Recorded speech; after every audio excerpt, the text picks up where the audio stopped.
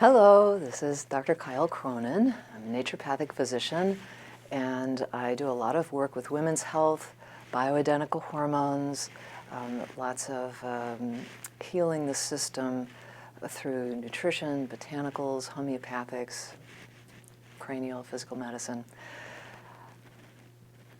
What I have learned in using and working with women's hormone balance, especially postmenopausal, but I see it even in teenagers, unfortunately, is that we are all in this society prone to the classic phrase people talk about and come in with, adrenal fatigue.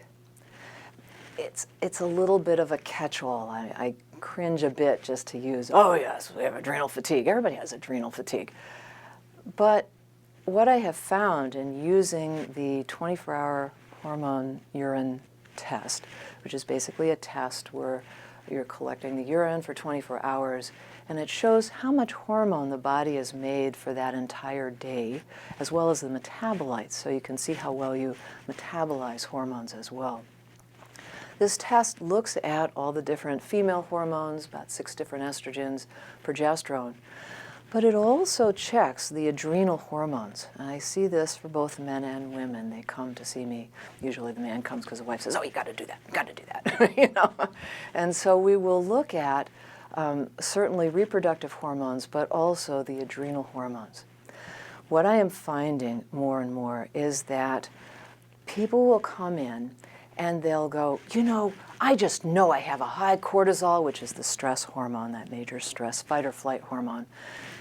People have begun to get more educated. I have a lot of really educated people that are out there searching and trying to figure out how to help their body heal themselves. That's what naturopathic physicians do.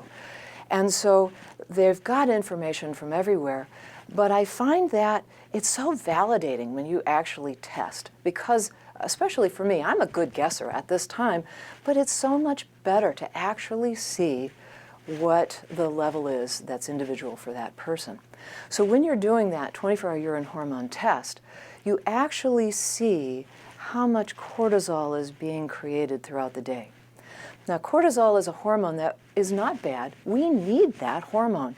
It's strongest especially in the early morning, like 8 to 10. It's what helps us wake up, which is why a lot of people like the caffeine, because hey, we got our cortisol going, okay, we're awake, yeah. The problem is that it's at kind of squeezing it out of the adrenals. It's not really the adrenals driving that cortisol and making the cortisol.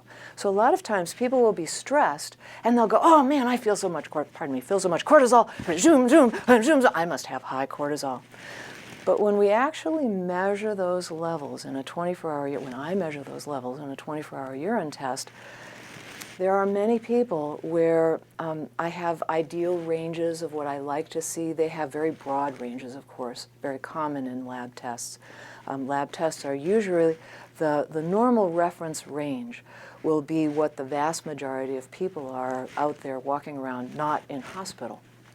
But it doesn't necessarily mean it's the ideal, healthiest range where people feel viable and alive. So I have come over the years to then, narrow down a little bit more of a more narrow range of what seems to be where people feel excellent.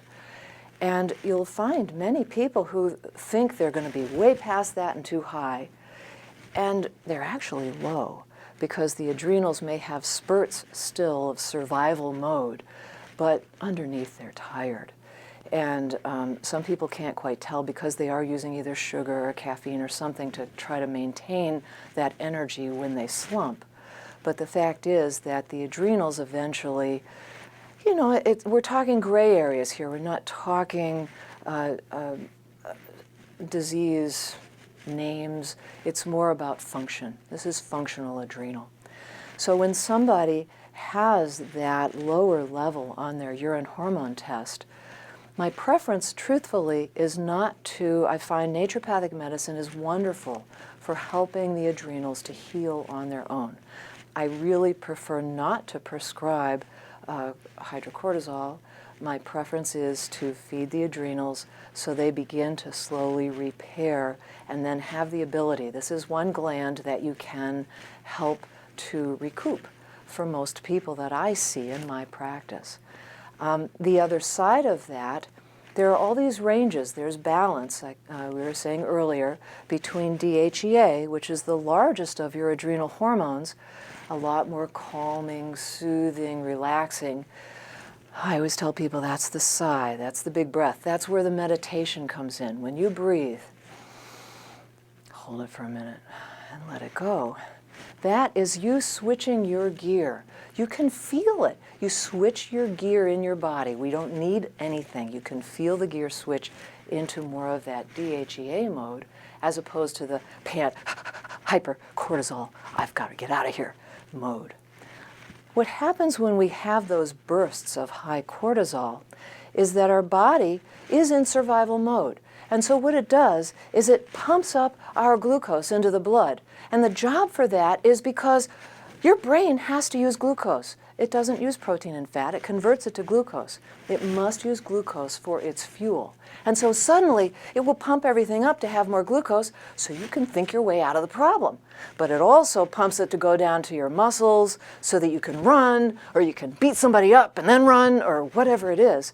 So there's this whole blood sugar dynamic behind the scenes that happens that's also exhausting.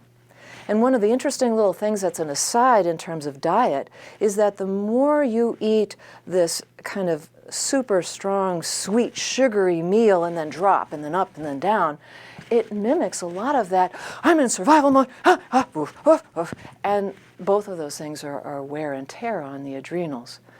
So there are a lot of wonderful naturopathic medical tools that we have learned that we use to help people repair. And people have been beating up their adrenals for years. So to be very honest, it doesn't heal within a day or two. It's a process, but it is still faster than all those years we've been busy beating it up. The DHEA on the other side, I do find that sometimes I like to use as a bioidentical, but again, I want to measure that and watch and see, because I do have people who have come in and they were just told, oh, you must need that DHEA, and they'll take it and their face will be all broken out and they say, I can't do that, or they'll gain all the weight or whatever, and it will be, then we'll look at their lab and we'll go, oh my goodness, you actually really weren't a good candidate for DHEA. Your DHEA is really high, so we shouldn't do that. So it's very important whenever you're working with hormones, get a physician who is going to, and naturopathic physicians are trained in the physiology of how hormones work. And then some specialize more in that or not. But basically, you want to have a physician that has been studying this to work with you so that when you get your urine hormone testing, you can be reading into it about how strong your adrenals are, how well are they going to manage you for, you know, again, sustaining your life and against disease. Anyway, I just think that was important. I wanted to let you know that I love the testing. You know what I like the most about the testing is that people come in and they often will bring tests to me because they say, well, no one really explained this. I have no idea. And we'll go through the test. We'll write little pieces, especially on the urine hormone test.